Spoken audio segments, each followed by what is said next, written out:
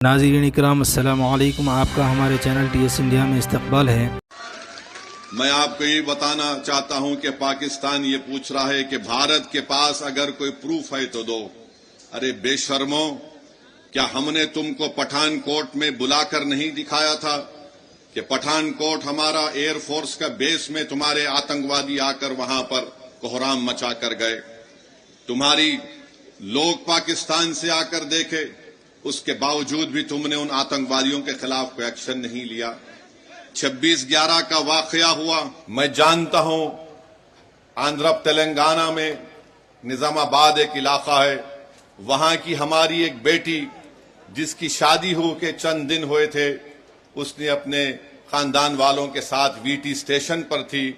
पाकिस्तान से आए हुए आतंकवादियों ने वीटी स्टेशन पर गोलियां मारकर लोगों की हत्या की, तो उसमें निजामाबाद की एक नई दुल्हन भी मारी गई थी।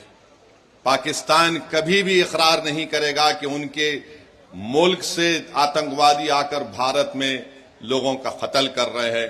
पाकिस्तान को अब समझाने का वक्त खत्म हो चुका है। मैं बड़ी जिम्मेदारी के साथ जज्बात में लाए बगैर कह रहा हूं कि ये वक्त जवाब देने का है, ये वक्त सोचने का नहीं है। वरना याद रखिए, हर 6 महीने हर 2 महीने के बाद ये आती हैं, या तो हमारी फौज या हमारी सीआरपीएफ के जवानों को या फिर मासूम कश्मीरियों को निशाना बनाती हैं। तो हम उम्मीद करते हैं कि हमारी हुकूमत इनके खिलाफ एक मौसर इक़दाम करेगी। जितने भी इक़दामात, जितने फैसले भारत सरकार ने लिए हैं, MIM पार्टी उसकी तायीद करती है। जैसे भी हो, पाकिस्तान को अगर कमजोर करने के लिए उनकी मईशत को, उनके इकॉनमी को कमजोर किया जा सकता है तो बराबर किया जाना चाहिए। और जो भी तरीक़ेकार हुकूमत इस्तेमाल करेगी, हम उम्मीद करते हैं कि आतंकवाद खत्म होगा।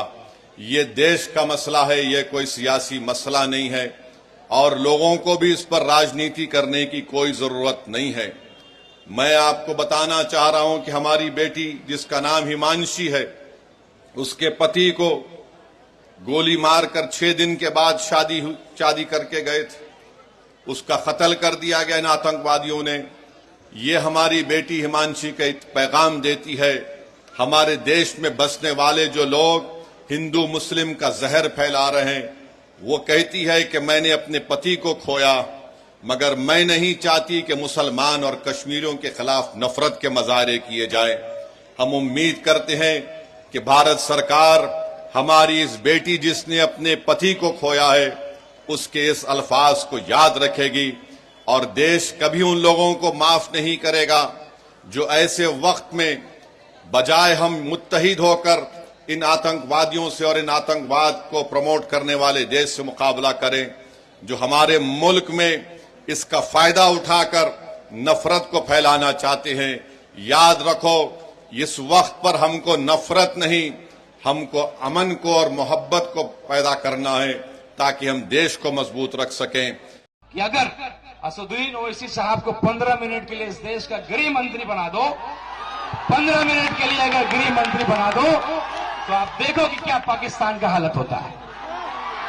जब हमारे दुश्मन ये चाहेंगे कि कश्मीर में धर्म के आधार पर हमारे भाइयों को मारेंगे और मार करके पूरे भारत में हिंदू मुसलमान की लड़ाई करा करके, क्योंकि पाकिस्तान के पास ऐसा कोई ताकत नहीं है कि वो हिंदुस्तान का मुकाबला कर सके।